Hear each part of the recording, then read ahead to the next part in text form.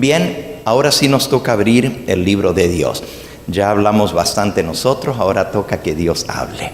Y a eso hemos venido, a escuchar su palabra.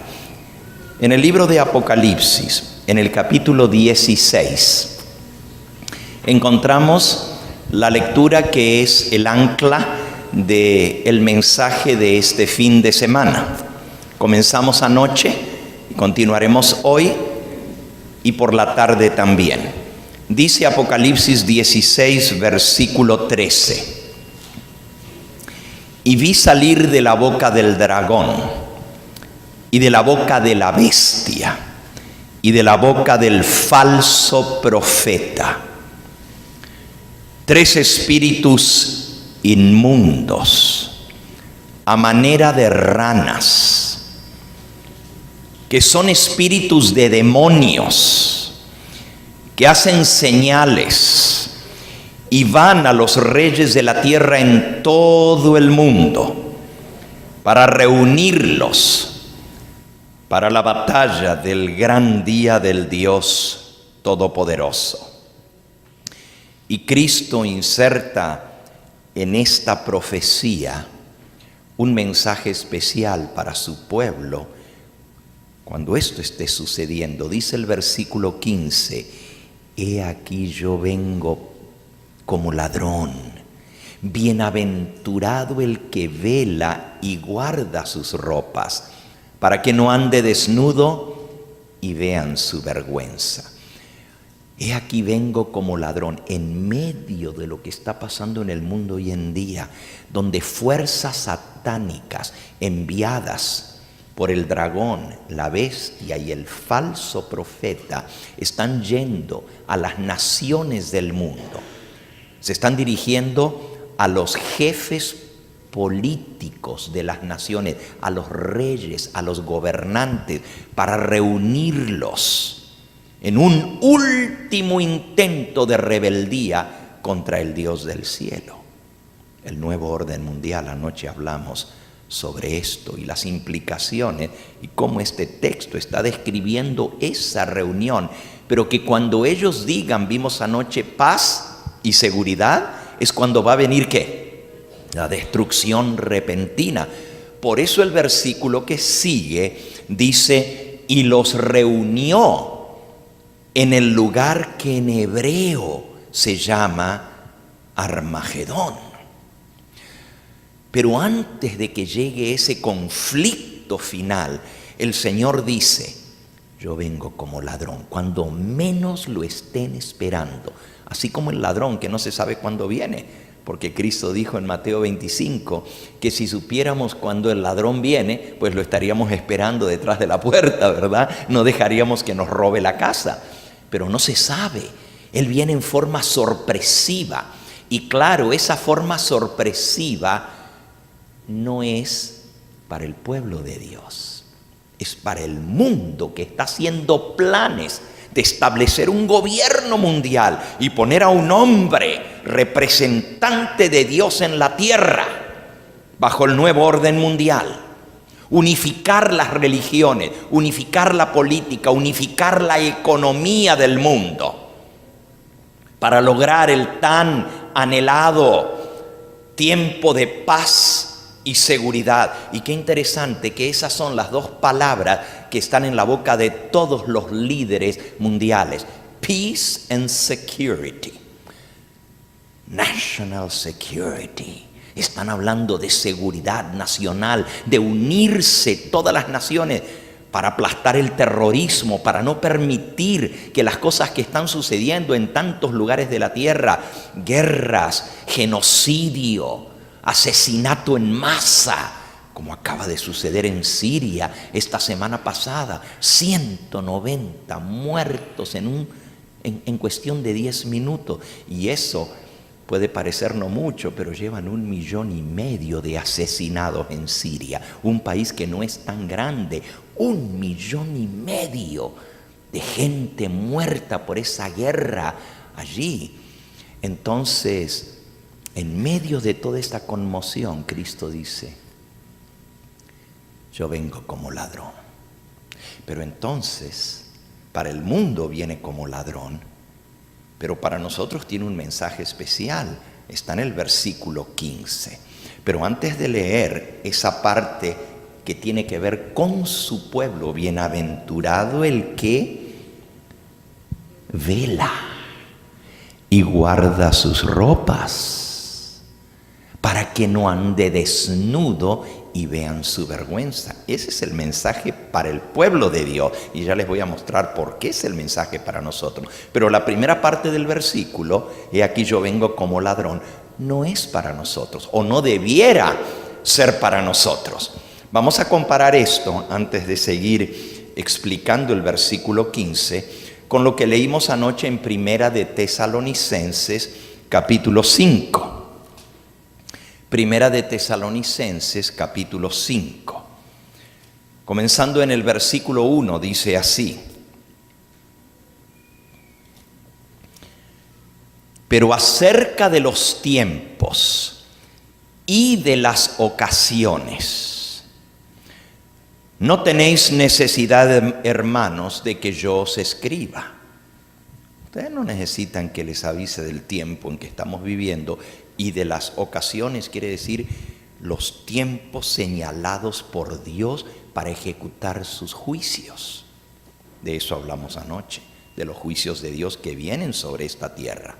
Y cómo hay ángeles poderosos que están aguantando los vientos hasta que el Señor selle en su frente a sus siervos.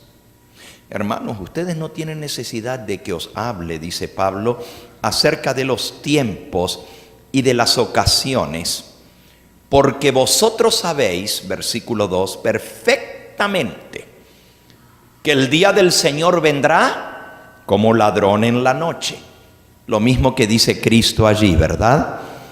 En Apocalipsis 16, versículo 15. He aquí yo vengo como ladrón. Él dice, ustedes saben perfectamente que el Señor va a venir como ladrón en la noche. Que cuando digan, versículo 3, que cuando digan paz y seguridad, peace and security, cuando estén hablando de esto, cuando digan que lo han logrado, entonces vendrá sobre ellos destrucción repentina, como los dolores a la mujer encinta, y no escaparán. Mas vosotros, dice el versículo 4, hermanos, ahora sí nos está hablando a nosotros, no estáis en tinieblas para que aquel día os sorprenda como ladrón. Así que para nosotros no es que Él va a venir como ladrón. Nosotros no estamos con los ojos cubiertos, ciegos, en tiniebla, para no entender y saber lo que está pasando. Para eso el Señor nos ha dejado la palabra profética más segura. Ustedes, dice Él, no están en tinieblas para que aquel día os sorprenda como ladrón. Porque vosotros sois todos, versículo 5, hijos de luz, hijos del día. No somos de la noche ni de las tinieblas. Por tanto, no durmamos como los demás, sino velemos y seamos sobrios. Otra vez, la misma recomendación da Pablo que el Señor Jesús habla en Apocalipsis 16:15. Velad. Volvamos ahora al versículo de Apocalipsis 16.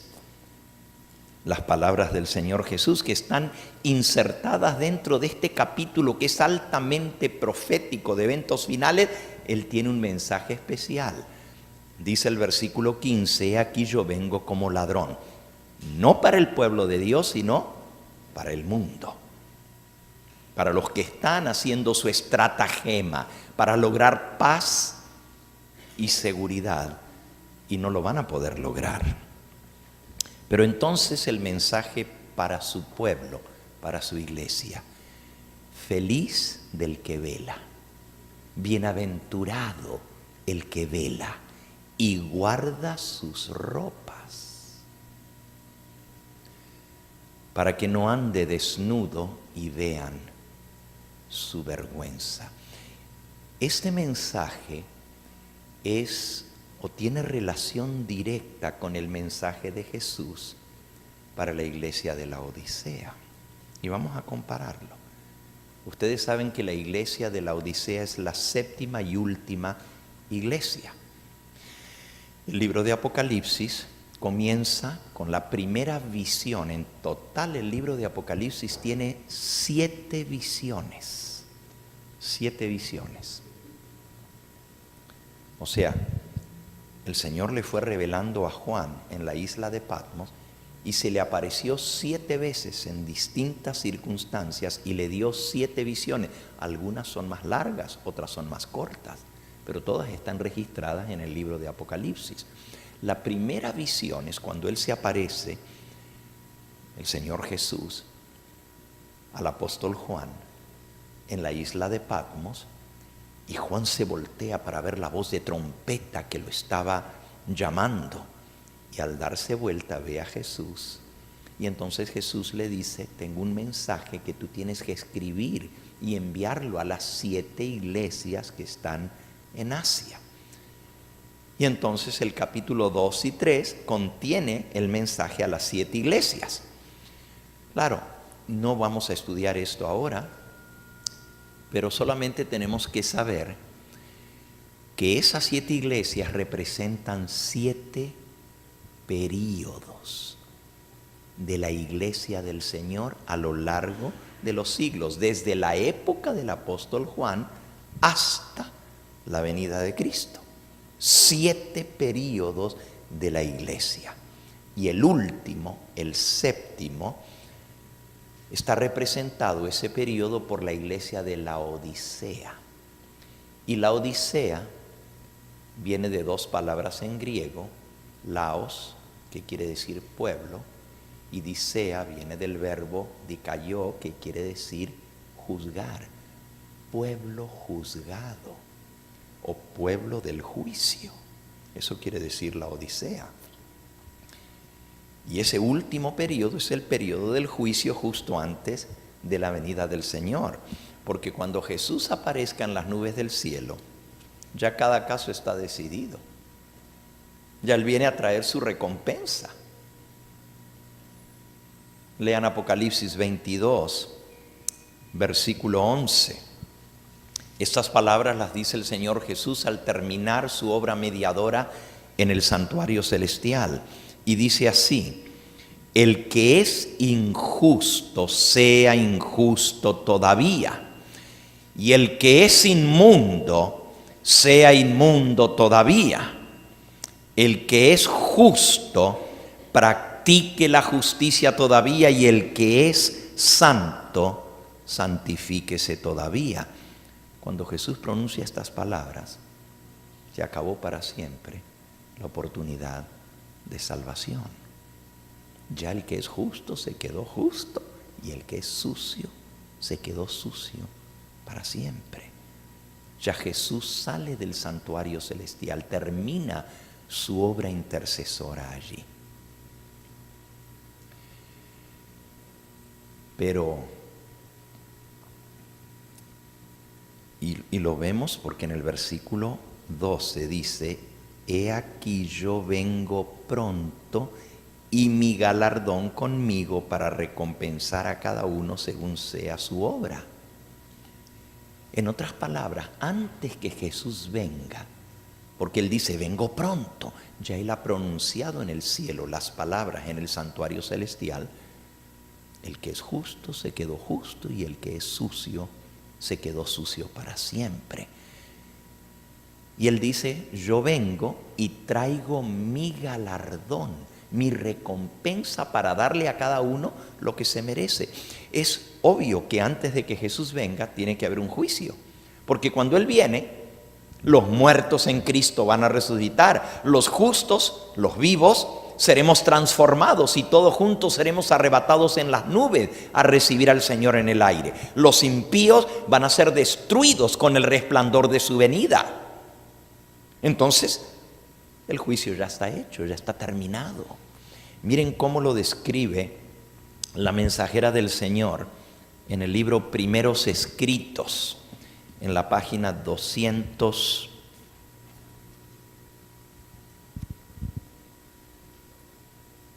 79. Vi ángeles que iban y venían de uno al otro lado del cielo. Un ángel con el tintero de escribano en la cintura regresó de la tierra y comunicó a Jesús que había cumplido su encargo, quedando sellados y numerados los santos. Anoche presentamos la introducción al tema del sellamiento, que es el que vamos a ver hoy. Dios está sellando a sus hijos, y cuando Él termine de marcar y sellar a cada uno de sus hijos, se acabó el tiempo de gracia. Sigo leyendo. Vi entonces que Jesús, quien había estado oficiando ante el arca de los 10 mandamientos, dejó caer el incensario y alzando las manos exclamó en alta voz: consumado es. Y toda la hueste angélica se quitó sus coronas cuando Jesús hizo esta solemne declaración: el que es injusto, sea injusto todavía, y el que es inmundo, siga siendo inmundo todavía, el que es justo, practique la justicia todavía, y el que es santo, santifíquese todavía. Todos los casos habían sido fallados para vida o para muerte. Mientras Jesús oficiaba en el santuario, había proseguido el juicio de los justos muertos primero y luego el de los justos vivientes. Fíjense que el juicio está dividido en 2 etapas. Primero se juzga a los muertos y luego se juzga a la generación que está viva en esta tierra. Y ya cuando Jesús juzga a los vivos, ya Él está pronto a venir, porque es lo último que Él hace. Juzgar a los vivos, se cierra el tiempo de gracia. Él dice: el que es injusto siga siendo injusto, y el que es santo siga siendo santo. Y entonces Él viene, sale del santuario, se pone las vestiduras reales. Estaba vestido como sumo sacerdote, con un manto blanco de lino que llega hasta sus pies. Pero ahora se quita la vestidura del juicio para ponerse la vestidura de la venganza. Aquí lo explica un poquito más adelante. Vi que Jesús se despojaba de sus vestiduras sacerdotales, página 280, y se vestía de sus más regias galas.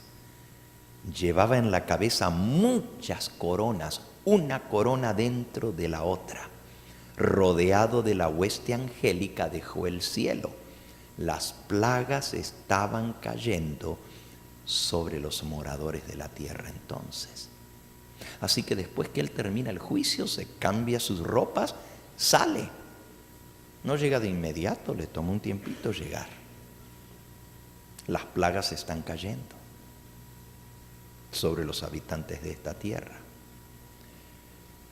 Pero antes de eso, el juicio. Entonces, la Odisea es el pueblo del juicio. Es la iglesia que es juzgada. Porque el juicio comenzó con el periodo de la Odisea, 1844, y termina cuando se cierre el tiempo de gracia. Con esto ahora de trasfondo, vamos a comparar Apocalipsis 16:15, donde Jesús dice: bienaventurado el que vela y guarda sus ropas, para que no ande desnudo y vean su vergüenza. Lo vamos a comparar con el mensaje de Jesús a la Odisea. Apocalipsis capítulo 3, la última iglesia, versículo 14. Escribe al ángel de la iglesia en la Odisea: He aquí el amén. Fíjense que a la Odisea él se presenta como el amén. ¿Y qué es el amén? ¿Cuándo decimos amén? ¿Cuándo decimos amén? Cuando se acaba la oración, ¿verdad? Así sea. Y Jesús dice, yo soy el amén. ¿Por qué? Porque la Odisea es donde se acaba todo. Él es el amén. He aquí el amén, el testigo fiel y verdadero. La palabra testigo es en relación con un juicio. ¿A dónde hay testigos? En un juicio. Y Jesús es el testigo fiel y verdadero que da testimonio de la vida de cada uno de sus hijos. El principio de la creación de Dios dice esto: yo conozco tus obras, que ni eres frío ni caliente. Ojalá fueses frío o caliente, pero por cuanto eres tibio y no frío ni caliente, te vomitaré de mi boca. Porque tú dices, esto es la Odisea, yo soy rico, me he enriquecido y no tengo necesidad de ninguna cosa. Y no sabes que tú eres un desventurado, miserable, pobre, ciego y desnudo. Por tanto, yo te aconsejo que de mí compres oro refinado en fuego para que seas rico, y vestiduras blancas para vestirte, y que no se descubra la vergüenza de tu desnudez. Y unge tus ojos con colirio para que veas. Para la ceguera, colirio. Para la desnudez, ropas blancas. Y para la pobreza, oro refinado en fuego. La receta de Jesús para la Odisea. Pero yo quiero que ustedes noten algo. Cuando Jesús se dirige a la Odisea, le dice, tú dices, yo estoy bien, no tengo necesidad de nada. La iglesia final, la iglesia que espera la venida del Señor, está bajo la impresión de que está todo bien, que no tiene necesidad de nada. Pero Jesús dice, yo conozco tus obras, te conozco tal como eres, que no eres ni frío ni caliente, sino tibio. Y tú dices ser rico, pero eres pobre, desventurado, miserable, ciego y desnudo. Es paradójico porque el año pasado justamente hicimos un viaje a esta región de Asia Menor. Así se llamaba en la época de Cristo y de los apóstoles, Asia Menor. Era una provincia del Imperio Romano. Hoy en día se llama Turquía. Y visitamos las 7 iglesias mencionadas aquí en este viaje. ¿A cuánto les gustaría ir a conocer esas 7 iglesias? Bueno, pues los invito, vamos a regresar allá. Grabamos 7 temas allá, pero fue una maratón, porque en 4 días visitamos las 7 ciudades de donde están las 7 iglesias. Pero solo les cuento que a mí me impresionó algo. De todas, la que más me impresionó fue la Odisea. Aunque todas son impresionantes, Pérgamo es otra que me impresionó mucho, porque Jesús dice, tú estás a donde está el trono de Satanás. Y nosotros vimos el trono de Satanás en Pérgamo. Bueno, no les voy a contar de eso ahora, pero es impresionante. Saben, arriba de una montaña está el templo al dios principal de los romanos, el dios Zeus. Y hay un lugar, bueno, eso es Pérgamo, no les voy a hablar de eso. Pero a la Odisea a mí me impresionó más que todas las demás. De todas las ruinas que vimos de las 7 iglesias, porque son 7 ciudades que son ruinas, la Odisea es la más grande, la más impresionante, la más opulenta. Oigan, hasta el día de hoy las ruinas de la Odisea son tan opulentas, o sea, se mira que era una ciudad rica.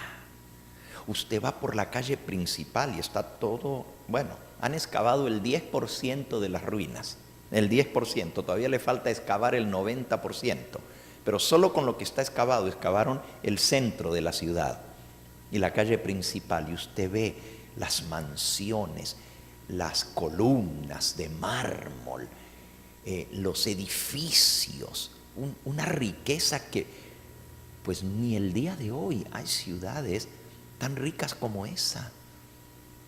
Calles pavimentadas, estamos hablando de 2000 años atrás. Todavía en nuestros países los pueblos no tienen ni calles pavimentadas 2000 años después, y esa ciudad está toda pavimentada. Ahí están las ruinas. Tenían agua corriente en las casas con tubería. Hace 2000 años atrás, en la Odisea, el agua corría por tubos, pero no se crean que solo agua fría, agua caliente en todas las casas de la Odisea. ¿Y saben por qué? Porque hay una cadena de montañas cerquita de la Odisea, como unos 5 kilómetros. El pueblo está al pie, en ese valle, al pie de la montaña, y no es pueblo, es una ciudad grande. Pero ahí, hasta el día de hoy, hay aguas termales, y el agua sale caliente. Entonces ellos la entubaron y trajeron agua caliente y le pusieron a todas las casas agua caliente gratuita. ¿Cómo les gustaría a ustedes haber vivido en una ciudad donde usted abre la llave y le sale agua caliente gratis sin tener que pagarla? Y como el agua todo el tiempo está brotando hasta 2000 años después, pues podía dejar la llave abierta, que no se perdía nada porque el agua sigue corriendo. Y lo que no usaban en las casas, pues corría en el río, solo que el río que salía de la Odisea, salía el agua bien caliente. Pero cuando llegaba y cruzaba por la ciudad de la Odisea, estaba tibia. Y el Señor le dice: te conozco, no eres ni fría ni caliente, sino que tibia. Él usó una ilustración que les era bien patente para ellos. Y lo otro que me impresionó es que la fuente principal de ingreso de la ciudad de la Odisea era una mina de oro. Hoy en día ya no tiene oro, ya se lo acabaron en los 2000 años, pero en esa época estaba muy activa la mina de oro y sacaban cantidad de oro. Era una ciudad riquísima con el oro que sacaban, y más de la mitad de la gente trabajaba en las minas de oro. Casi no había una familia que no tuviera a alguien trabajando en las minas de oro. Les pagaban bien porque sacaban oro, que era muy valioso. Y qué paradoja que Jesús le dice a la Odisea: tú dices soy rico, pero necesitas comprar el oro refinado en fuego que yo vendo para que seas rico. Ese oro no te hace rico a como Dios mira las cosas. Otra cosa que me impresionó es la tremenda universidad que tenían. De todas partes del Imperio Romano venían personas a estudiar en la Universidad de la Odisea. Tenía un cuerpo docente impresionante. Después de Roma, era la ciudad con mejor educación en todo el Imperio Romano, la Odisea. Y tenía una universidad de medicina y una universidad de oftalmología para estudiar de oculistas y de médicos. Pero resulta que la Odisea era famosa porque los oftalmólogos que eran profesores de la Universidad de Oftalmología de la Odisea habían desarrollado un remedio para los ojos que es famoso hasta el día de hoy, se llama colirio. Y eso solo se fabricaba en la Odisea. Y venían de todas partes del mundo a comprar ese remedio, que eran gotas que se aplicaban en los ojos. Qué paradoja que Jesús le dice a la Odisea: tú dices que eres rico y no tienes necesidad de nada y no sabes que eres un ciego. Vives en la ciudad donde se fabrica el colirio, pero ese no te ha abierto los ojos para ver tu condición. Necesitas colirio que yo te voy a dar, dice el Señor Jesús. Y otra cosa también, miren, solamente cuando uno va y ve esos lugares allá y ve las fábricas y ve las calles, uno comienza a entender un poco mejor la Escritura. ¿Por qué Jesús le dijo eso a la Odisea? Otra cosa muy famosa en la Odisea era una fábrica de textiles. Se fabricaba ropa. Y lo más famoso en esa fábrica de textiles era el lino fino. Se vendía muy cara la ropa de lino. En todo el Imperio Romano la gente venía a comprar y los mercaderes llevaban el lino que lo fabricaban en una fábrica gigantesca. Solo la fábrica de textiles en la Odisea empleaba a más de 60,000 personas. Una fábrica. Eso ni hoy en día hay una fábrica que tenga tantos empleados. ¿Y fabricaban qué? Lino. Y Jesús le dice: necesitas comprar lino blanco, puro, de mí, para que no andes desnudo. La Odisea, la rica que tenía minas de oro, eran pobres. La que tenía el colirio en la Universidad de la Odisea, eran ciegos.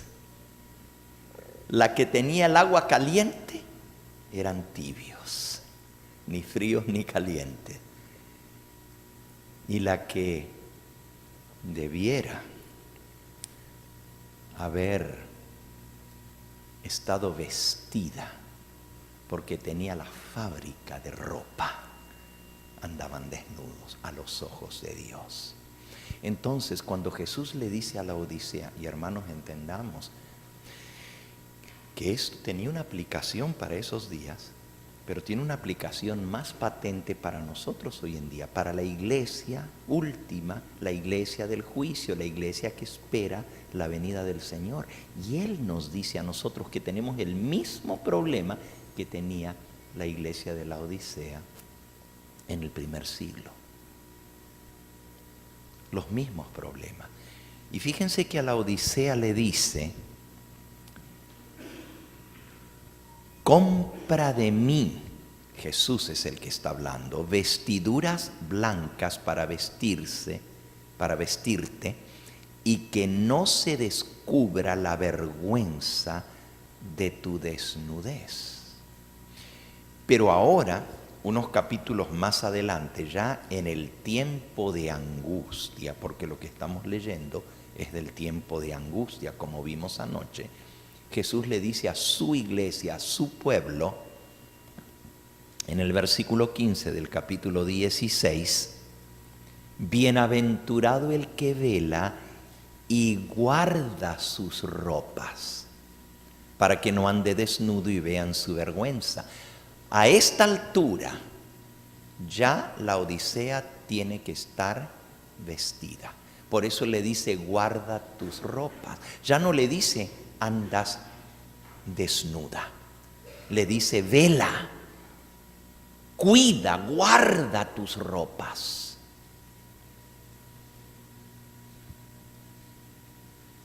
Porque la Odisea tiene remedio si aplica el remedio de Cristo. La condición de la iglesia adventista que espera la venida del Señor es tal que Jesús dice: conozco tus obras, que ni eres frío ni caliente, sino tibio. Y por cuanto eres tibio y no frío ni caliente, te vomitaré de mi boca. Ahora nosotros decimos: bueno, eso es una amenaza. Pero obviamente no vamos a ser vomitados de la boca del Señor. No, mis hermanos. El mensaje a las 7 iglesias no es solamente amenaza, es profecía. Cada una de las 7 iglesias ha cumplido exactamente lo que la profecía decía. Y aquí Jesús le dice a la Odisea: porque eres tibio, te vomitaré de mi boca. A ver si puedo impresionarte con lo que acabamos de leer. Jesús dice que la Odisea va a ser vomitada de la boca del Señor. Ahora no lo digo yo. Él lo dice: por cuanto eres tibio, te vomitaré de mi boca. No dice quizás te voy a vomitar. Dice te voy a vomitar de mi boca. La condición de la iglesia le da náuseas al Señor Jesús. Le revuelve el estómago. Tiene ganas de vomitar, de ver nuestra condición, que decimos ser el pueblo que tiene más luz. Decimos ser el pueblo que tiene más verdad. Oh, te doy gracias, Señor, porque no soy como los otros. Pobrecitos, mira, el resto de los cristianos. Ay, todavía guardando el domingo cuando la Biblia es tan clara sobre el sábado. Y nos creemos más y mejores que los demás porque Dios nos ha dado más luz y más conocimiento. Pero el Señor dice: yo conozco tus obras. Eres tibio. Y porque eres tibio y no frío ni caliente, te vomitaré de mi boca. Y fíjense hasta lo que llega a decir el Señor Jesús. Él dice: ojalá, versículo 15, ojalá fueses frío o caliente. ¿Saben lo que Jesús está diciendo? Te prefiero frío, perdido en el mundo, totalmente frío, que en la iglesia y tibio. Ojalá fueses frío o caliente. ¿Por qué el Señor dice? ¿Quién es el frío? El frío es que está frío en las cosas de Dios, que no le interesa, que anda por el mundo como si no hubiera Dios ni hubiera juicio. Ese es el frío, el que está totalmente frío en las cosas espirituales. Y el Señor dice: ojalá fueras frío y no tibio. ¿Por qué? Porque a lo menos el que anda perdido allá en el mundo tiene esperanzas que si conoce a Cristo y su palabra y su verdad, puede ser rescatado. Pero el que ya la conoce, el que ya dice haber aceptado al Señor, el que ya está en la iglesia y tiene toda la luz y el conocimiento, pero esa luz no ha hecho el cambio en su vida, sino que sigue siendo tibio, está peor que el que está fuera. Porque el que se siente bien, tibio, no va a buscar con qué taparse. O en otras palabras, como dijo el Señor Jesús, los que están sanos o se sienten sanos no buscan de médico. Y si nosotros creemos que está todo bien, no vamos a buscar sanidad. Ese es el problema de la Odisea, que siente: yo estoy bien, I'm okay, I'm fine, there's nothing wrong with me. Yeah, I'm a little lukewarm, but you know, that's Laodicea after all. Sí, yo sé que no soy lo que debiera ser, pero a lo menos estoy en la iglesia. Y Jesús dice: te prefiero frío. Porque estar en la iglesia y estar tibio es peor que si estuvieras en el mundo perdido. Porque si no sabes, si estás ciego, no te das cuenta de tu condición, entonces no vas a buscar remediar esa situación. Es terrible. El Señor mira a su iglesia, a la Odisea, y dice: I want to throw up. Me da ganas de vomitar tu condición. Y tú me dices, Pastor Gambetta, sí, esa es la condición de la iglesia, de allá, de la conferencia, pero no nosotros, ¿verdad?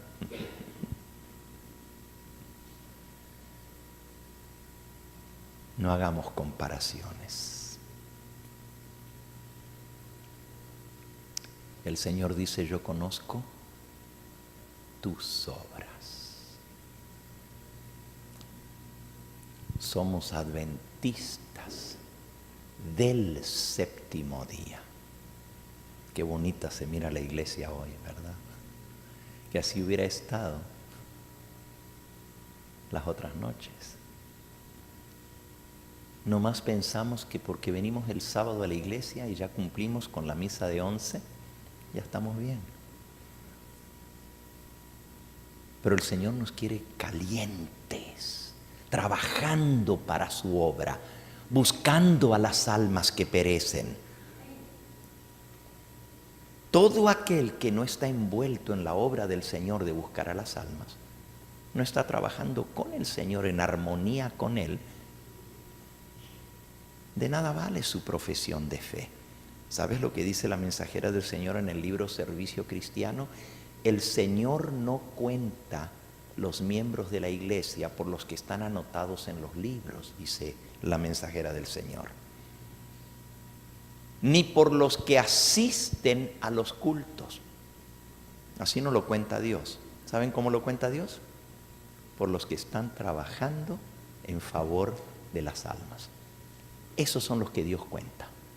Y si nosotros no estamos envueltos en la obra del Señor, decimos que el tiempo es corto, decimos que el juicio se está llevando a cabo, decimos que en cualquier momento la generación que está viva va a ser juzgada.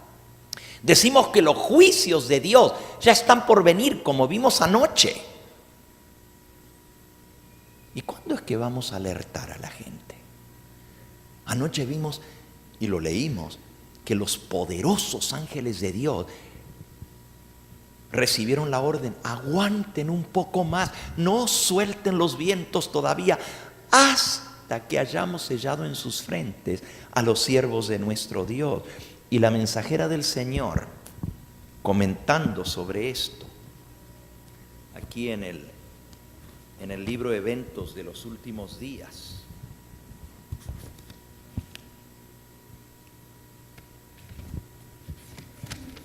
dice así: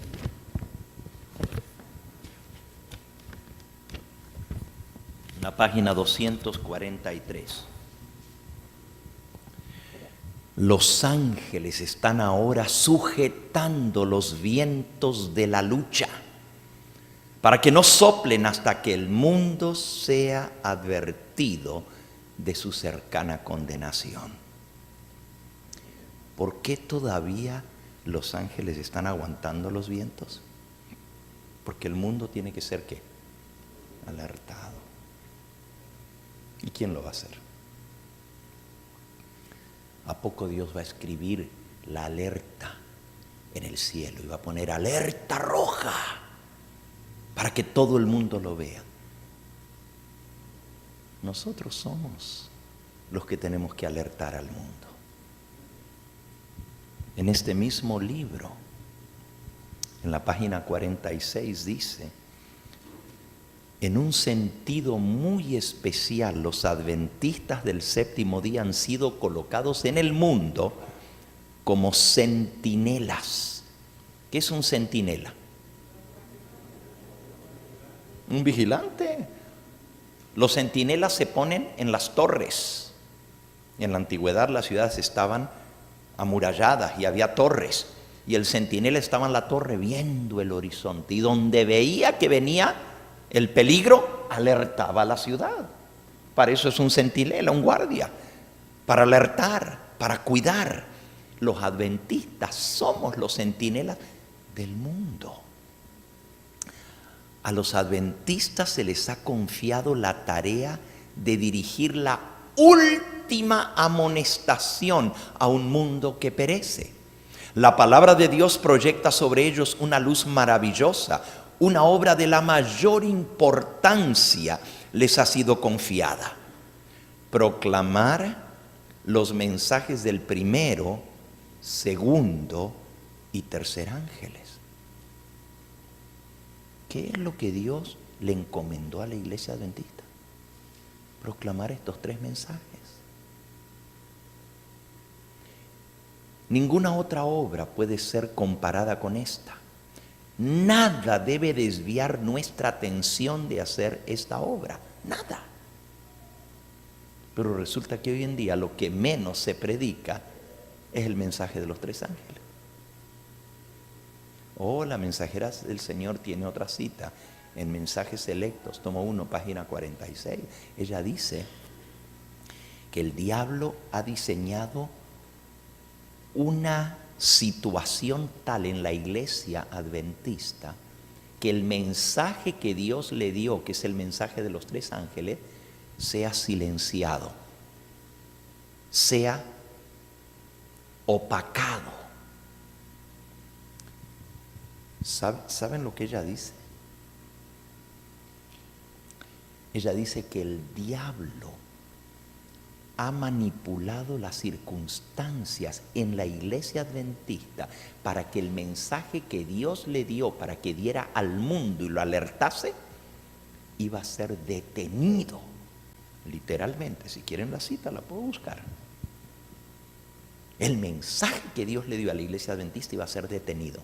Se le iba a poner un bozal para que el perro no ladre. ¿Y de qué sirve un perro que no puede ladrar?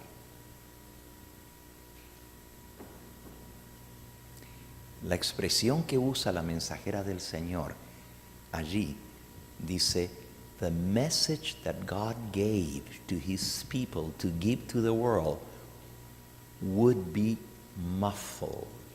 En inglés, would be muffled. ¿Y cómo se traduce eso al español? El mensaje que Dios dio a la iglesia para que diera al mundo iba a ser silenciado. La palabra muffled, o el verbo muffled, nosotros entendemos en un carro lo que es un mofle, ¿verdad? Silenciador. ¿Y para qué se usa el mofle? Para que no se sienta el ruido. Y el carro que anda sin mofle lo para la policía y le dice: tienes roto tu mofle, tienes que arreglarlo. El mofle es silenciar el ruido. Pero ¿qué dice la Biblia de los 3 ángeles? Que clamaban en alta voz. Y del 4.º ángel de Apocalipsis 18 dice: vi bajar del cielo a otro ángel. Y fíjense cómo lo menciona Apocalipsis 18, versículo 1. Vi a otro ángel descender del cielo con gran poder, y la tierra fue alumbrada por su gloria, y clamó con voz potente. Clamó, los dos verbos, o sea, las 2 expresiones. El clamar es pegar un grito fuerte, un clamor. Y luego dice que es clamor con voz potente, o sea, se va a oír, se va a hacer sentir, va a ser un ruido fuerte. Pero la mensajera del Señor dice: vi que el diablo iba a desarrollar una situación tal en la iglesia adventista que el mensaje que Dios le dio al mundo para darlo, para amonestarlo, iba a ser silenciado. Le iban a poner un mofle al mensaje. Eso es lo que está pasando.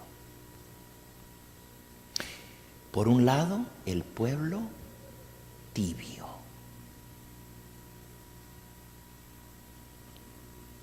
Tibio. No nos animamos a ponernos de parte de Dios. Queremos estar así, con un pie en el mundo y otro pie en la iglesia. Ni nos vamos del todo para el mundo, no, porque nos perdemos, pero ni nos queremos poner 100% de parte de Dios. Mitad y mitad, tibios. No nos comprometemos con las cosas de Dios. Y no podemos servir a 2 señores. O servimos a Cristo o servimos al mundo. Pero no se puede servir a 2 señores.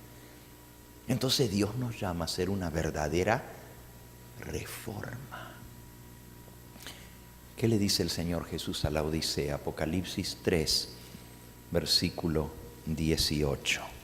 o 19. Yo reprendo, versículo 19, y castigo a todos los que amo. Sé pues celoso y arrepiéntete. Y el versículo 20, he aquí yo estoy a la puerta y llamo. Si alguno oye mi voz y abre la puerta, entraré a él y cenaré con él y él conmigo. Y nosotros usamos ese versículo para los llamados. Cuando hacemos un llamado decimos, Jesús está llamando. Él está a la puerta de tu corazón, invitándote a entrar. Y sí, es muy bonito el versículo, pero realmente el versículo dice mucho más. Yo estoy a la puerta, dice Jesús. No dice del corazón. Le está hablando a la Odisea. Y Elena de White lo aplica muy bien. Miren lo que ella dice. Es impresionante cómo ella aplica este versículo.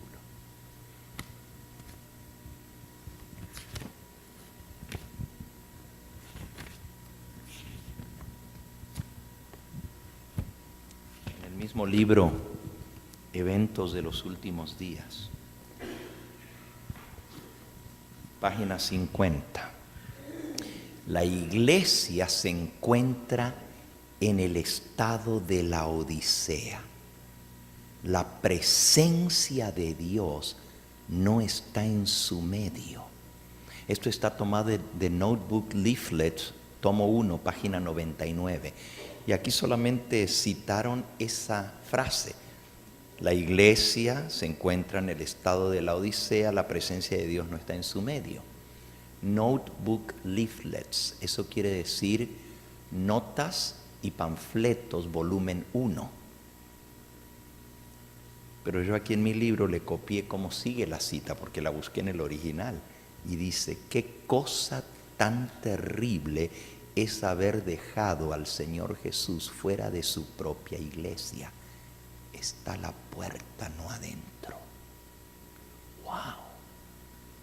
La mensajera del Señor dice que dejaron, la Odisea dejó a Jesús en la puerta de su propia iglesia, no está dentro. La presencia de Dios no está en su medio. This is serious matter. My question is he in your life? ¿Le has permitido entrar en tu casa, en tu vida? Porque en la iglesia de la Odisea lo dejaron afuera. Yo estoy bien. I'm okay. No problem. Yo tengo la verdad, tengo la luz, tengo el conocimiento, soy rico, me he enriquecido y nada tengo necesidad. Y no sabes que eres un desventurado, un pobre, un miserable, un ciego y un desnudo. Yo reprendo y castigo a todos los que amo, sé pues celoso y ¿qué? Y arrepiéntete. Dios nos llama a un verdadero arrepentimiento. Y yo entiendo que este es mi primer sermón con ustedes como su pastor. Y hubiera sido más bonito hablar de otra cosa. Ustedes dicen, pastor, usted vino, pero con el látigo. Y es el primer sermón. Pues sí, aguanten los demás. Pero Jesús dice, yo reprendo y castigo a todos los que ¿qué? A los que amo. Esto es por amor. ¿Que no te quieres salvar? ¿Que no quieres que tu familia se salve? ¿Y tú crees que si seguimos en la tibieza espiritual que estamos, no comprometidos con las cosas de Dios, que así vamos a poder estar listos para su venida? Para los acontecimientos que vienen. Entonces, ¿necesitamos una reforma? ¿Necesitamos un cambio? ¿Quiere el Señor que esta iglesia se despierte y se reavive? Voy a ir ahora. Wow, tengo un enemigo muy grande aquí en esta iglesia. Y ese enemigo es aquello que está en aquella pared de allá atrás. El reloj. El reloj. Les dije, O estaba por decirles, ahora voy a entrar en el tema del sellamiento, porque todo esto era la pura introducción. Bueno, gracias a Dios todavía tenemos otro sermón esta tarde, ¿verdad? Pero realmente, para poder subsistir lo que viene, anoche lo vimos, los únicos que van a poder subsistir, los juicios que van a comenzar a caer, que ya comenzaron a caer las primeras gotas de estos juicios, los desastres en cielo, mar y tierra, son las primeras gotas de lo que viene. Pero anoche leímos lo demás que viene, juicios terribles.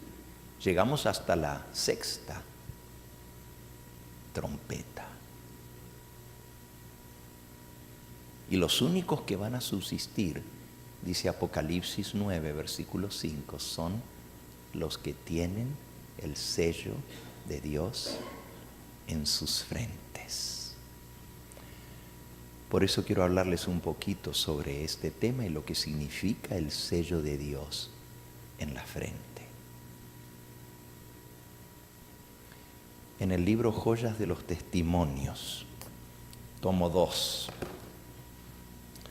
la Mensajera del Señor tiene un capítulo entero y yo les recomiendo que ustedes lo estudien en detalle. No tengo el tiempo el día de hoy de compartir todo lo que está en este capítulo. El sello de Dios se titula. Joyas de los Testimonios, tomo 2. Y comienza con la página 63. Así se titula el capítulo, el sello de Dios. La Mensajera del Señor comienza citando Ezequiel capítulo 9. Y vamos a buscarlo. Ezequiel capítulo 9. Anoche leímos Apocalipsis 7. Los ángeles que detienen los vientos hasta que el ángel que tiene el tintero de escribano, el ángel que viene de donde sale el sol, que trae el sello del Dios vivo, marque, selle a los siervos de Dios. Y vimos que el sello de Dios sirve de protección sobre lo que viene. Pero ahora en el capítulo 9 de Ezequiel, dice el versículo 1. Clamó en mis oídos con gran voz. Y qué interesante que todas las veces que Dios habla y que viene un mensaje de Dios siempre es a gran voz.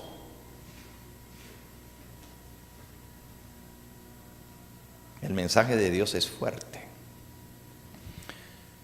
Los verdugos de la ciudad han llegado y cada uno trae en su mano un instrumento para destruir. Y anoche vimos los verdugos.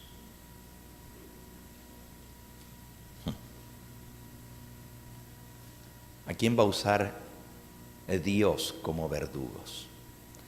Hay gente que piensa que van a ser los ángeles de Dios los que van a hacer esta obra de destrucción.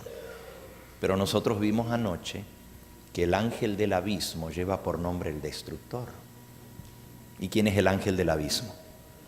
Satanás. Escuchen esta otra cita. Eventos de los últimos días. En la página 246. Se me mostró que los juicios de Dios no vendrán sobre los impíos directamente del Señor. Oh, son juicios de Dios, pero no vienen directamente del Señor. ¿Cómo es eso? Parece una contradicción. Se me mostró que los juicios de Dios no vendrán directamente sobre ellos de parte del Señor, sino de esta manera. Los impíos se colocan más allá de su protección. Él advierte, corrige, reprueba y señala el único camino seguro. Luego, si aquellos que han sido el objeto de su cuidado especial siguen su propio curso, independientemente del Espíritu de Dios, tras repetidas amonestaciones, si eligen su propio camino, entonces Él no encarga a sus ángeles que impidan los decididos ataques de Satanás contra ellos. Es el poder de Satanás lo que está obrando en el mar y en la tierra, trayendo calamidad y angustia y desastre, barriendo multitudes para asegurarse de su presa. Dios usará a sus enemigos como instrumentos de juicio para castigar a aquellos que siguen sus propios caminos perniciosos. Así que, ¿quiénes son los que ejecutan los juicios de Dios? Los enemigos de Dios, los ángeles del maligno, Satanás, cuando Dios le da la orden. Pero mientras nosotros estemos protegidos por el Señor, no nos pueden tocar. Pero cuando Dios dice, pues no quieren y no quieren, les mando amonestación, les digo que se arrepientan, que dejen el mal camino, y no quieren, ¿qué puedo hacer? Quito mi mano, hagan con ellos así como ellos quieren. ¿Quieres estar viendo las películas del diablo? Pues no te voy a aguantar a los ángeles del diablo. Y es muy literal lo que estoy diciendo, hermanos. A mí me pasó. Un joven en Chicago que se llenó de demonios. Y estaba yo predicando en la iglesia un viernes por la noche y sentí una conmoción. Y este muchacho que pesaba 230 libras, grandote, se desplomó por las escaleras hacia abajo. Lo llevaron a una casa por allí cerca. Y cuando terminó el sermón, me dijeron, pastor, hay que ir por allá porque parece que está endemoniado. Estaba tirando espuma por la boca, etcétera. Fuimos allá y estaba lleno de demonios. No les voy a contar la historia. Si quieren escuchar la historia completa, está en una serie que se titula Secretos del Mundo de los Espíritus, la muerte y el espiritismo. Pero lo que sí le quiero decir es esto, que después de que él fue liberado de los demonios, porque había unos que no querían salir, tenía por lo menos 3 demonios distintos metidos. Uno que se reía a carcajadas, el otro que tenía una voz horrible y otro que hablaba como mujer. 3 demonios distintos. Que nos dimos cuenta, quién sabe si no tenía más. Pero cuando finalmente fue liberado, porque era adventista el muchacho, era bautizado, estaba en la iglesia, era director de jóvenes. Y le preguntamos, ¿qué fue lo que pasó? Y nos dijo, estaba viendo Star Wars, la película Star Wars, y de la pantalla del televisor vi cómo salían los demonios y se metían dentro de mí. Escuchen, jóvenes, Dios tiene misericordia, pero cuando nosotros recibimos amonestación tras amonestación tras amonestación y no queremos hacer caso, no, pero es que me gusta. Finalmente Dios dice, está bien, si eso es lo que tú quieres, pues tenlo, quita su mano y vienen los juicios. Tengo que volver a la cita de Joyas de los Testimonios. Decía Elena de White, citando Ezequiel capítulo 8, clamó a mis oídos con gran voz diciendo, los verdugos de la ciudad han llegado y cada uno trae en su mano un instrumento para destruir. Y ella sigue citando los versículos que siguen. Voy a seguirlos leyendo de la Biblia. Y llamó, versículo 4, cita Elena de White, y llamó Jehová, versículo 3, al varón vestido de lino que tenía en su cintura un tintero de escribano.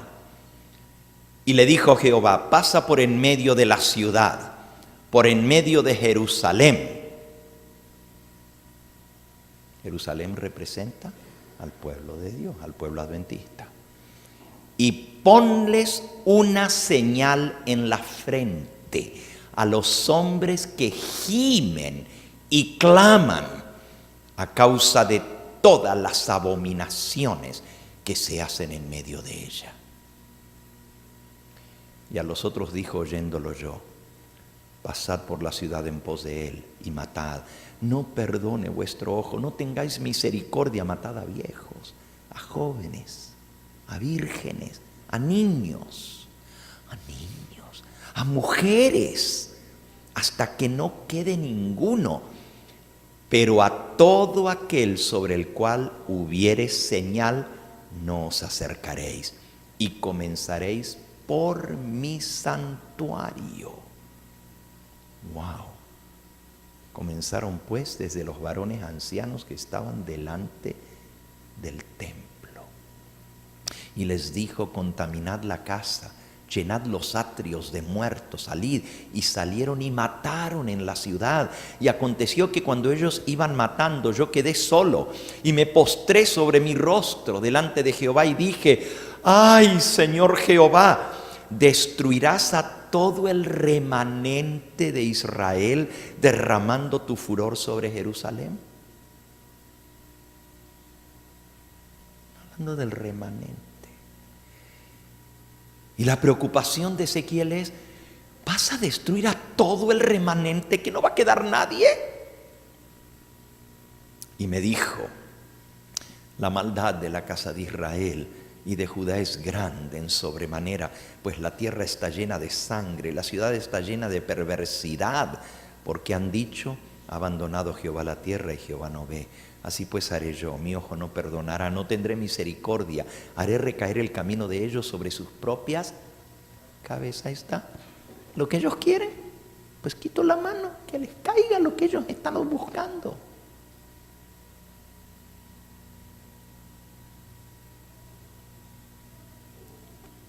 Versículo 11, y aquí el varón vestido de lino, que tenía el tintero a su cintura, respondió esta palabra diciendo, he hecho conforme a todo lo que me mandaste.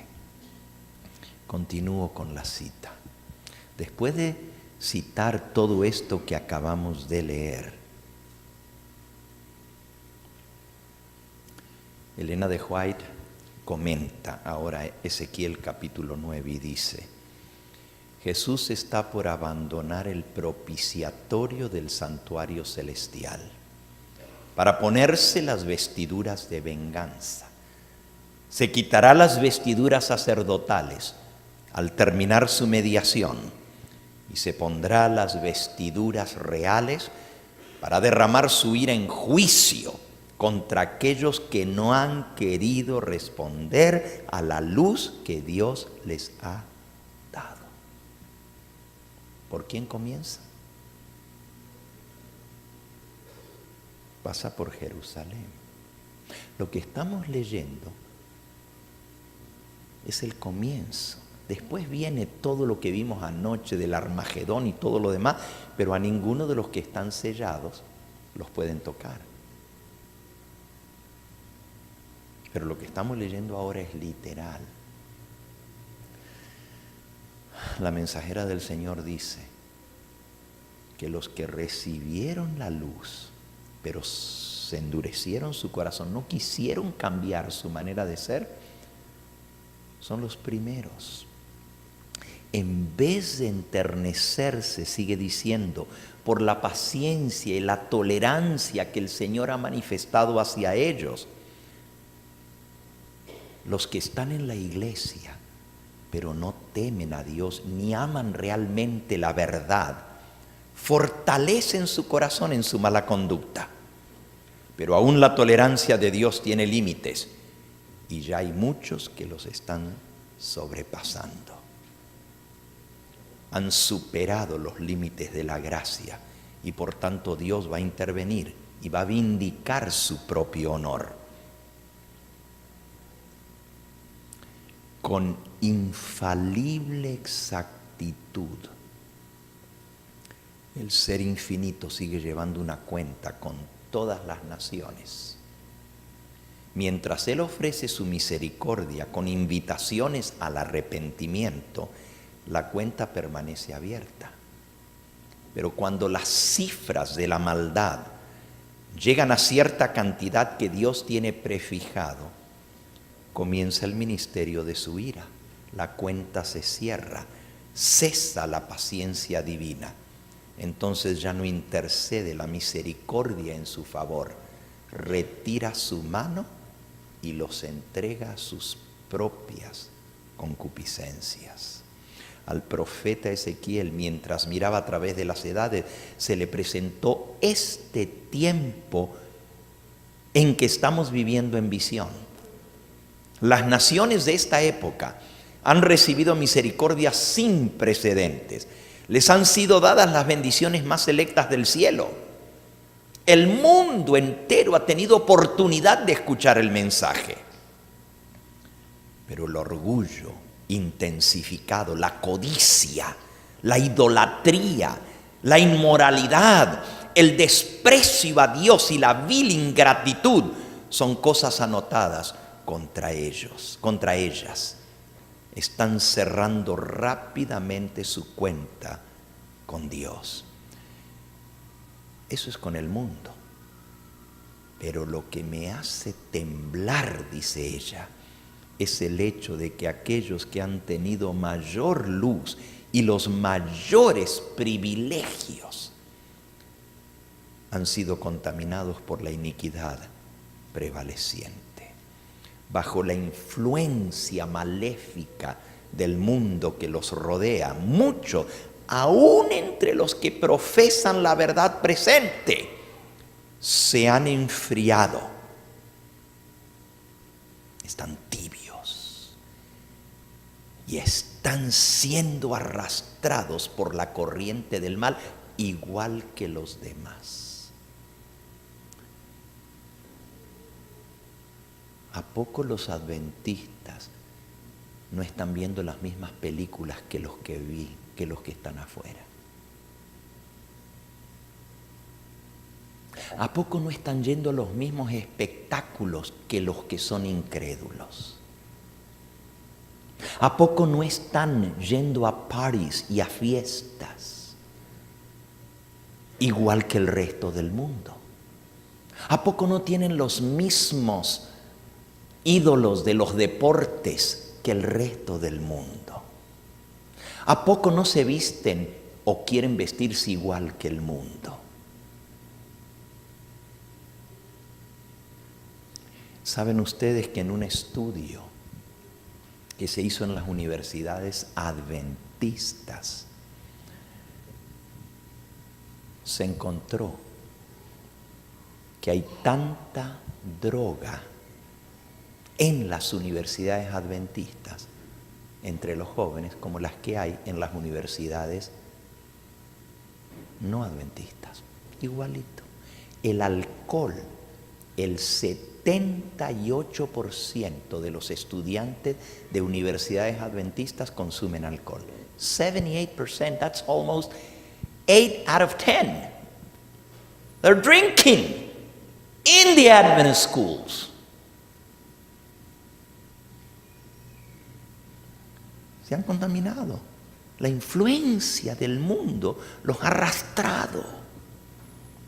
El desprecio universal en que se tiene la verdadera piedad y santidad. Hoy en día hasta se burlan. What? You're virgin? ¿Que tú eres virgen? ¿De qué mundo vienes? Desprecio por la piedad y la santidad induce a los que no se relacionan estrechamente con Dios a perder la reverencia a su ley. Si estuviesen siguiendo la luz y obedeciendo de todo corazón la verdad, esta santa ley les parecería aún más preciosa cuanto más se la desprecia y desecha. A medida que la falta de respeto por la ley de Dios se vuelve más manifiesta, más descarada.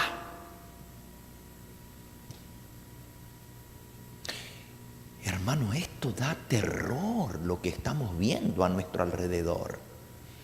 Por eso en la dedicación de los niños, en la oración, yo decía, Señor, estos niños se van a tener que criar en medio de la suciedad que hay en el mundo hoy en día. A nosotros no nos tocó ver, a lo menos se escondían en el closet, pero ahora ya salieron del closet.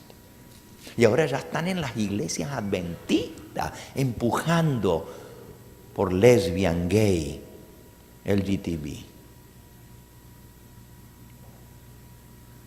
¿Que no han visto alguno de los últimos videos? Seventh Gay Adventist se llama el video. No Seventh Day, Seven Gay Adventist.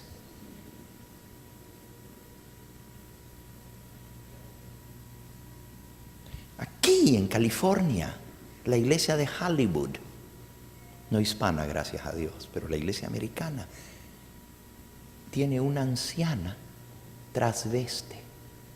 Nació hombre, pero se hizo mujer. Y es anciana de iglesia, ordenada, la ordenaron. Ahora, en el mes de diciembre. Yo nunca pensé que esto iba a entrar dentro de mi iglesia. Porque yo me crié en la iglesia adventista y amo esta iglesia. Y jamás pensé que me iba a tocar ver con mis ojos lo que hoy en día está pasando.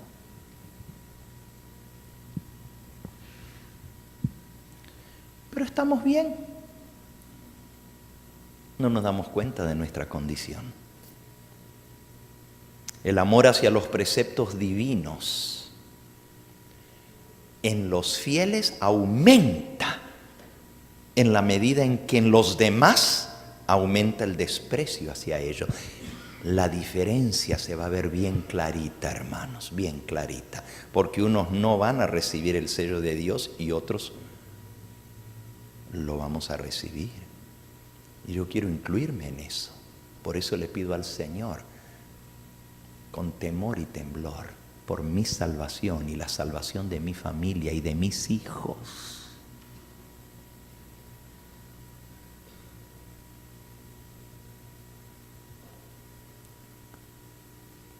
La crisis se está acercando rápidamente, sigue diciendo. Estoy leyendo el capítulo El sello de Dios.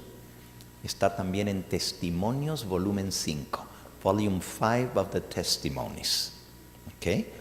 Yo le estoy leyendo de Joyas de los Testimonios, tomo 2, página 63 en adelante. La crisis se está acercando rápidamente. Las cifras que suben velozmente demuestran que está por llegar el tiempo de la visitación de Dios.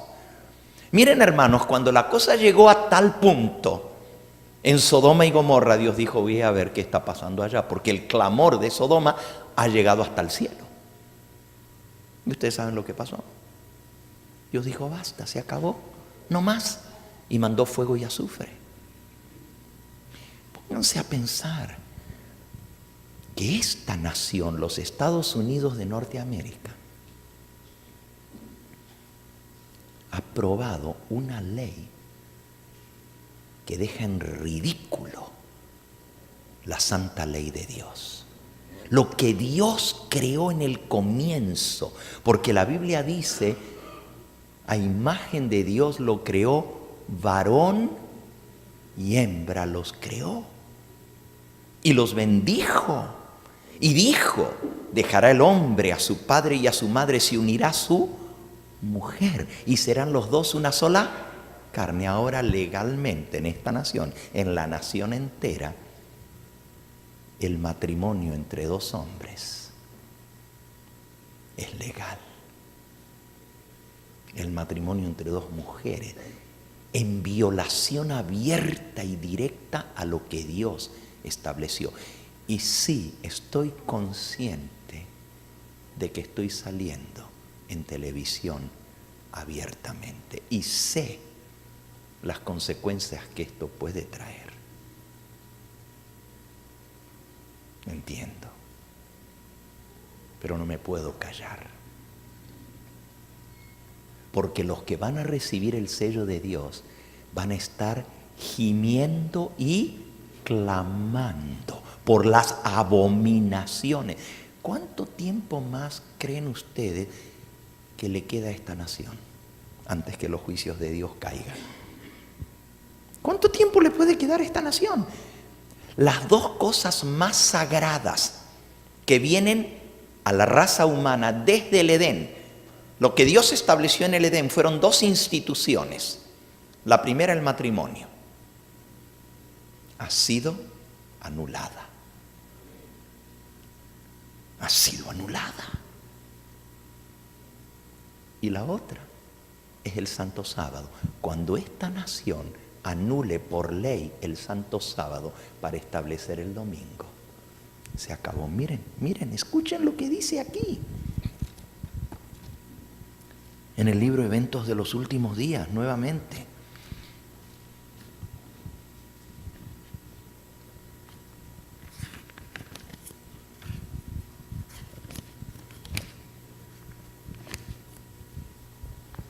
Página 136.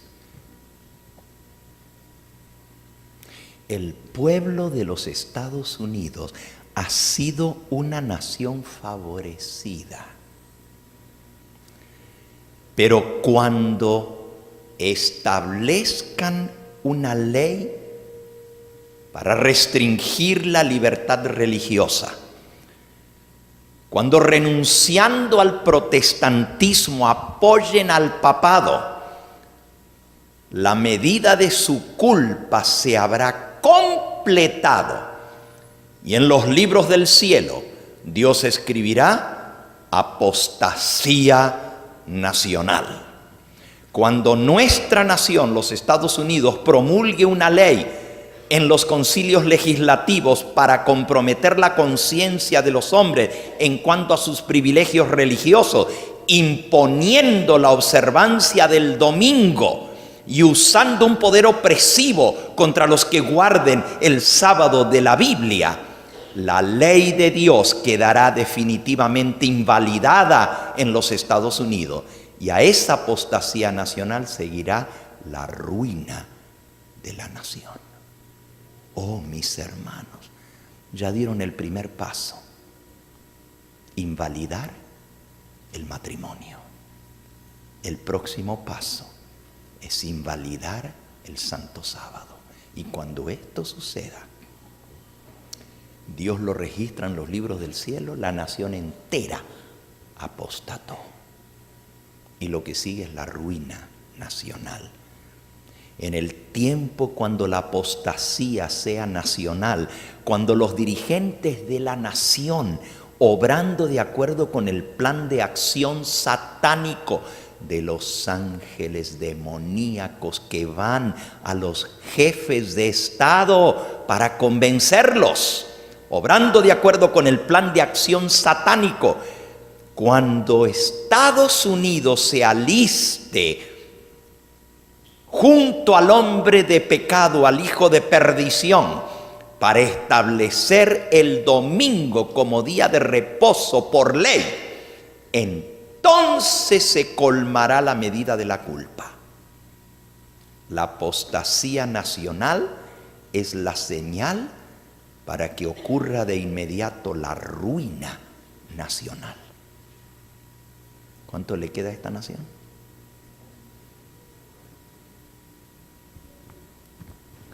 ¿Quién iba a pensar que iba a ser Obama el que iba a aprobar el matrimonio gay para toda la nación por ley? ¿Será que este también se va a atrever a una ley dominical? No sé. ¿Será que lo va a hacer antes de que salga de su mandato? ¿O va a esperar el próximo que venga? Pero esto no tiene marcha atrás. La copa se está derramando. Y lo que va a hacer que se derrame la copa es la ley dominical. Vuelvo a la cita. La levadura de la piedad no ha perdido todo su poder. en el tiempo en que son mayores el peligro y la apostasía de la iglesia.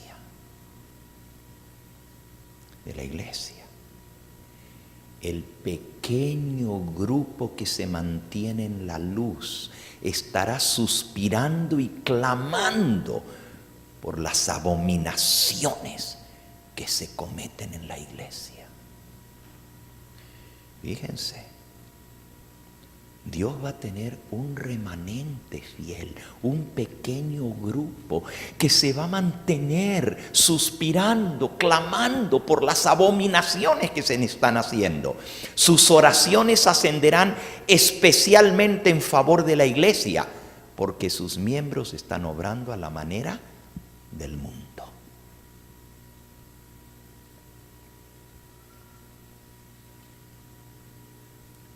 La junta anual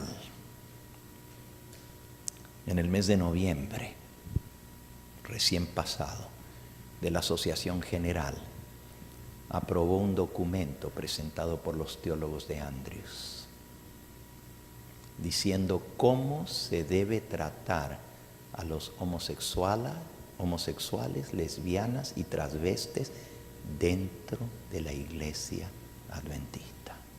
Porque ya no hay vuelta atrás, ahora es ley, hay que aceptarlos. Y hermanos, yo no tengo nada de malo que se acepte a cualquier pecador arrepentido. Cristo dice, sé pues celoso y arrepiéntete. Y el Señor abre la puerta amplia para todo pecador que está dispuesto a arrepentirse. No importa lo que haya hecho. Dios no discrimina, Él no hace acepción de persona. Y aquí no estamos haciendo acepción de persona. Pero de allí a decir que voy a aceptar a una persona en su pecado, es como decir, bueno, pues tiene 5 mujeres, ven y trae las 5 mujeres y se sientan todas juntitas aquí en la primera banca. Te voy a aceptar como eres. Hay una ley de Dios y el pueblo de Dios ha sido llamado a respetar esa ley, a exaltarla, a engrandecerla. Y eso es parejo para todo. La palabra de Dios es clara con respecto a este pecado, porque la Biblia le llama pecado. Y hay algunos que dicen, pero pobrecito, ¿y si nacieron así?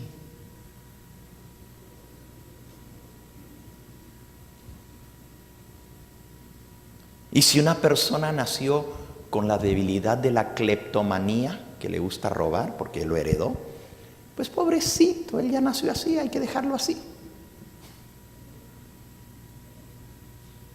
Y si una persona ya trae la debilidad de la promiscuidad y del sexo, pobrecito, pues así nació, hay que dejarlo así. ¿Qué no dice la Biblia que si alguno está en Cristo, nueva criatura es? ¿Que no creemos nosotros en el poder de Dios para transformar? Ese es el mensaje que predicamos.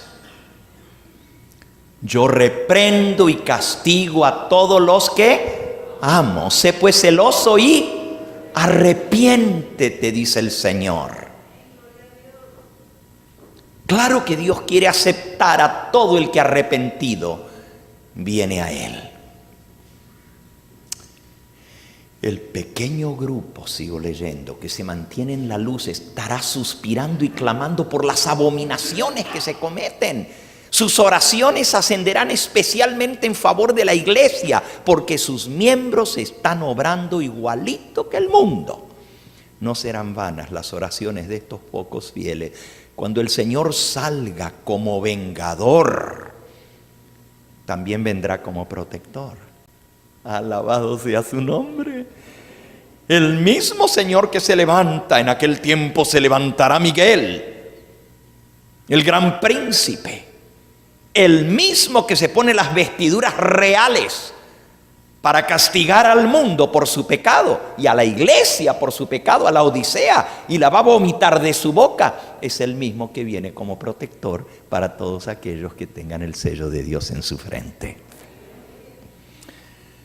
Cuando el Señor salga como vengador, vendrá también como protector de todos aquellos que hayan conservado la fe en su pureza y se hayan mantenido apartados del mundo, sin mancha en sus vidas.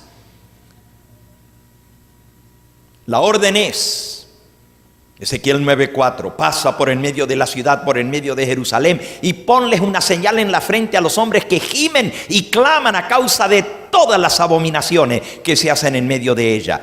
Estos que suspiran y lloran y claman han estado ofreciendo las palabras de vida, han reprendido, han aconsejado, han suplicado.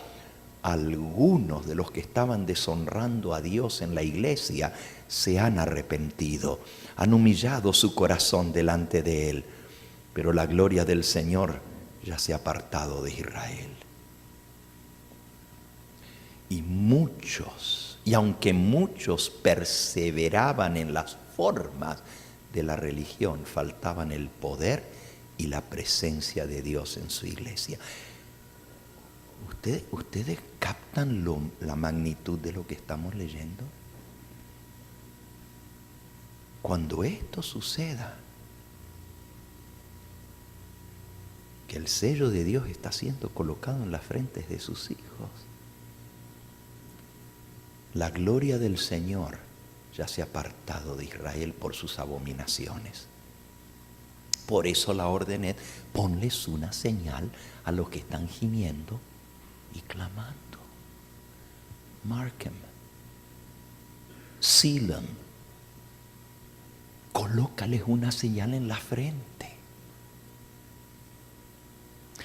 Muchos perseveraban en las formas de la religión. Las iglesias van a seguir como si nada. La gente viniendo el sábado, participando en la escuela sabática, dando su diezmo. Pero el poder y la presencia de Dios no están en Israel.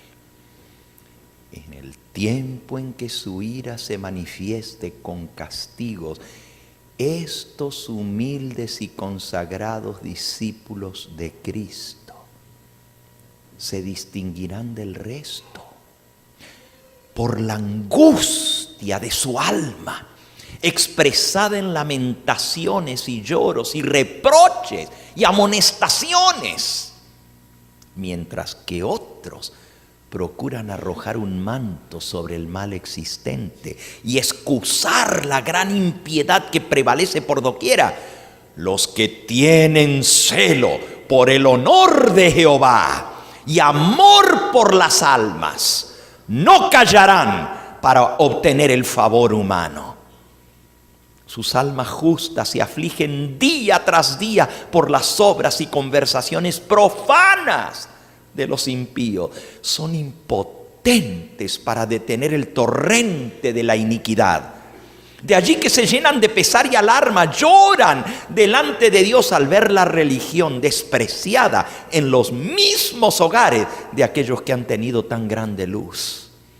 Se lamentan, afligen sus almas, porque en la iglesia hay orgullo, avaricia, egoísmo, engaño de casi toda clase, impiedad e inmoralidad. ¿Dónde?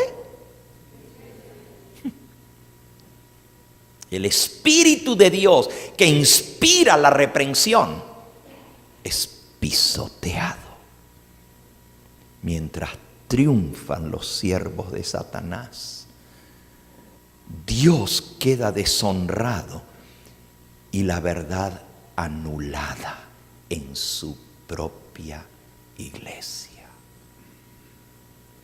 Aquellos que no sienten pesar por su propia decadencia espiritual ni lloran sobre los pecados ajenos quedarán sin el sello de Dios.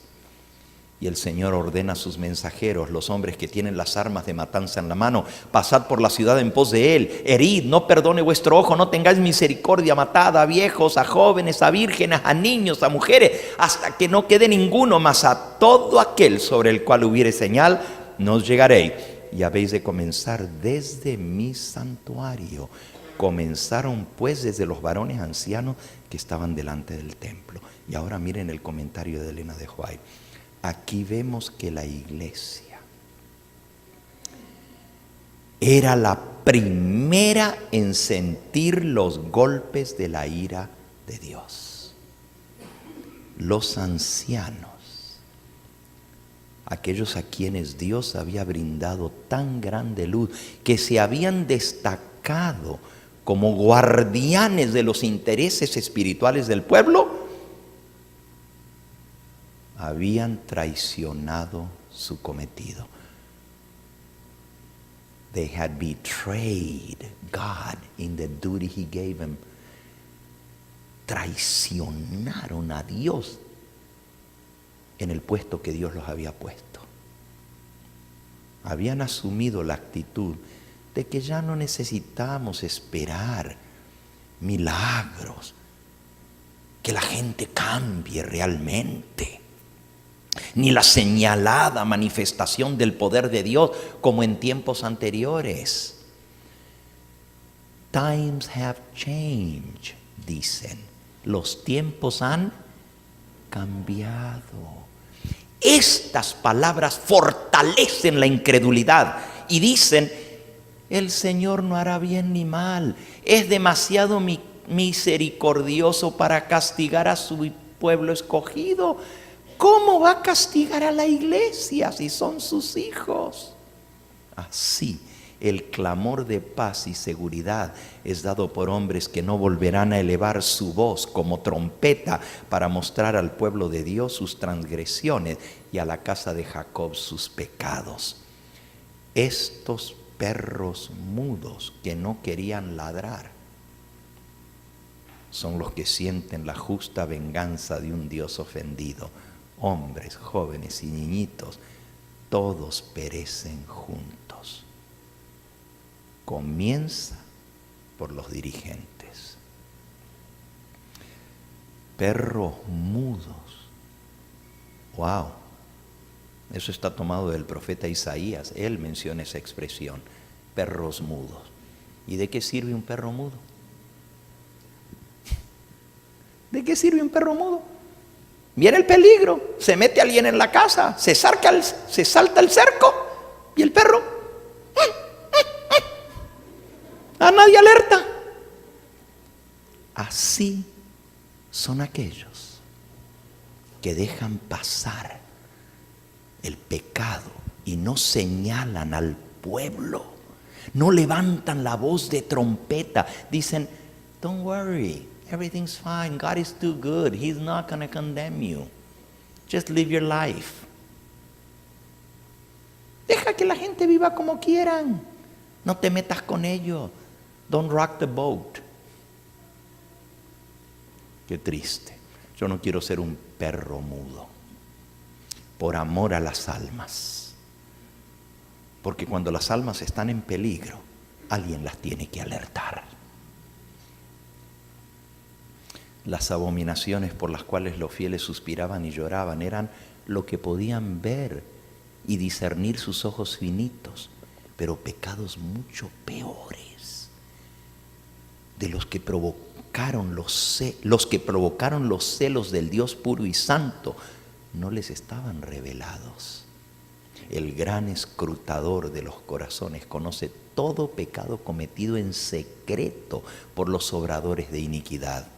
Estas personas llegan a sentirse seguras en sus engaños y a causa de que Dios es bueno, dicen que Él no ve y luego actúan como si Él hubiese abandonado la tierra, pero Él descubrirá su hipocresía y revelará a otros esos pecados que ellos ocultaban con tanto cuidado.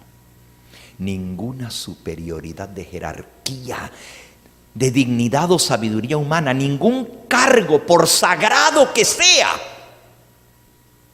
impedirán a estos hombres que sacrifiquen los principios cuando sean abandonados a su propio corazón engañoso.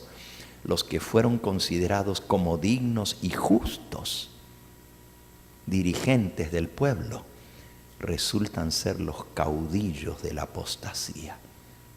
Ringleaders in apostasy.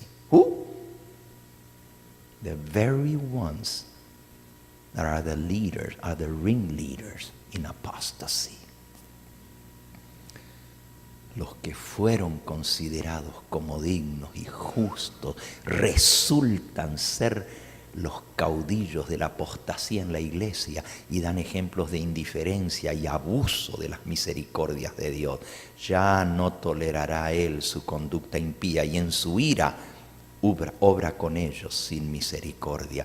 De muy mala gana retrae el Señor su presencia de aquellos a quienes bendijo con gran luz y que sintieron el poder de la palabra de Dios administrada a otros por su intermedio. Oh, God, save me. Que Dios me libre y me guarde.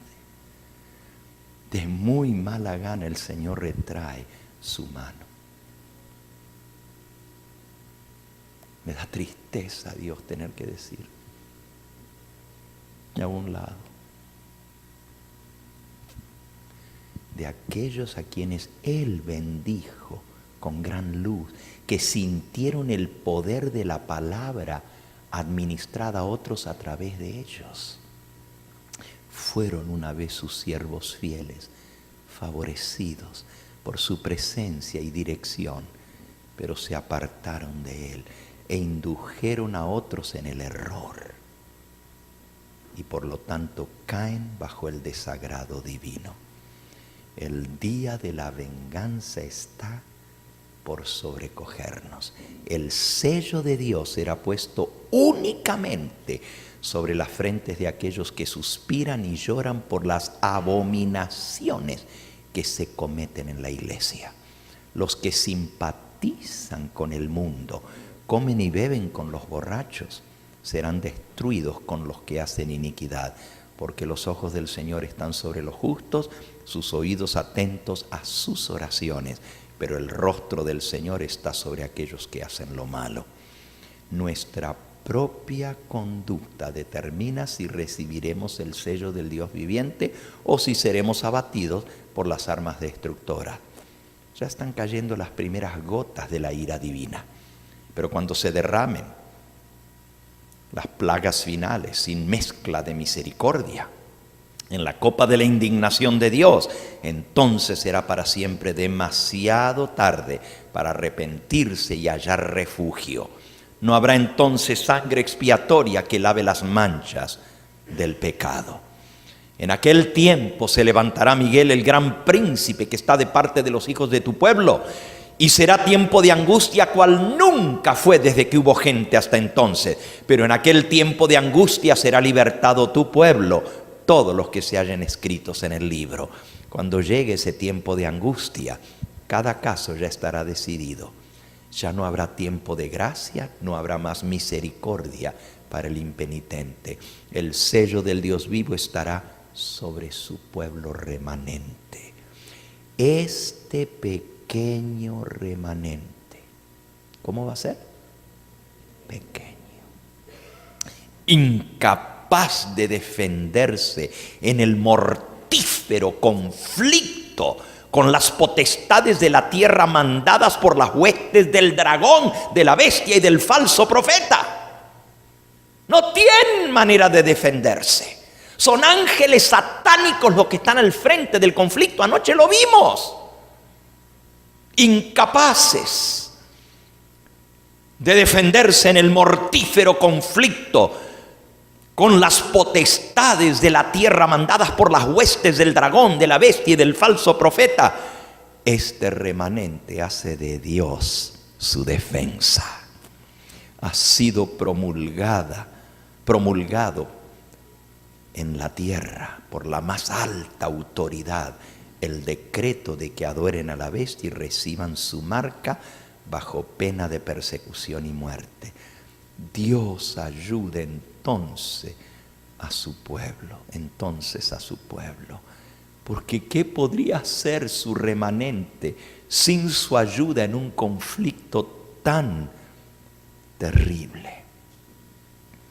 Y termino el último párrafo. No se adquiere en un momento el valor la fortaleza, la fe y la confianza implícita en el poder de Dios para salvarnos. That doesn't happen by miracle. No se adquiere en un momento esa fe. Confiar en que Dios nos va a salvar cuando el mundo se esté desplomando a nuestro alrededor. Esas gracias celestiales se adquieren por la experiencia de años, por una vida de santo esfuerzo y de firme adhesión a lo recto. Los hijos de Dios estaban sellando su destino día a día. You gotta stick to what is right, no matter what, day by day. That's how you get the seal of the living God on your forehead. Asediados de innumerables tentaciones, sabían que debían resistir firmemente o quedar vencidos. Sentían que tenían una gran obra que hacer, que a cualquier hora podrían ser llamados a deponer su armadura, y que si llegaran al fin de su vida sin haber hecho su obra, ello representaría la pérdida eterna de sus almas. Aceptaron ávidamente la luz del cielo, como la aceptaron de los labios de Jesús los primeros discípulos. Cuando esos cristianos primitivos eran desterrados a las montañas, a los desiertos, cuando en las mazmorras se los dejaba morir de hambre, frío y tortura, cuando el martirio parecía la única manera de escapar de su angustia, se regocijaban de que eran tenidos por dignos de sufrir para Cristo, quien había sido crucificado en su favor. Su ejemplo será un consuelo y estímulo para el pueblo de Dios que sufrirá un tiempo de angustia cual nunca lo hubo. Dios es nuestro amparo y fortaleza, nuestro pronto auxilio en las tribulaciones. Por tanto, no temeremos, aunque la tierra sea conmovida, aunque se traspasen los montes al corazón de la mar, aunque bramen y se turben sus aguas y tiemblen los montes a causa de su bravura. Jehová de los ejércitos está con nosotros. Nuestro refugio es el Dios de Jacob. Aleluya. Porque has puesto a Jehová, que es mi esperanza, por tu escudo. No te sobrevendrá mal, ni plaga tocará tu morada. La promesa del Señor es: te cubriré con mis plumas, debajo de mis alas estarás seguro. Y entonces cantaremos el cántico que cantó la hermana Laura: alcancé, alcancé, alcancé salvación, no por nosotros, sino por aquel que lo hizo todo por nosotros. Solamente aferrados, agarrados de la mano de Cristo, lograremos la victoria. But you gotta stick to what is right. Tienes que aferrarte a defender lo recto, lo santo, lo justo, porque cada decisión de nuestra vida nos está sellando. Cada decisión. Y si te vence el diablo en esta, que está chiquitita, ¿cómo no te va a vencer en la otra que está más grande?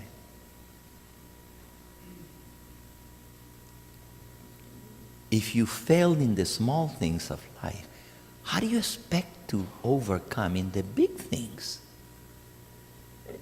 Si en las cosas sencillas, las tentaciones que nos vienen a diario, el diablo nos vence y nos arrastra, ¿qué será cuando venga lo grave? Dice el libro de Jeremías: si cuando el río Jordán estaba bajito, te andabas ahogando, ¿qué será cuando te llegue el agua a las narices? Si te corrieron con los de a pie y te cansaste, ¿qué será cuando te corran de a caballo? En otras palabras, si ahora le fallamos al Señor, si cada día estamos siendo tibios, infieles en esto, en aquello, no, pero siempre estoy pensando, pero va a venir el día cuando sí le voy a ser fiel. Qué engaño tan grande. Si no somos fieles ahora, ¿cómo le vamos a ser fieles cuando venga la prueba grande? ¿Quién está por Cristo? ¿Quién le servirá? A buscar a otros, ¿quién le ayudará? ¿Quién, dejando el mundo contra el error, luchará por siempre al lado del Señor? Y el coro de ese himno dice, por su magna gracia, por su inmenso amor, yo estoy por Cristo, es mi Rey, Señor.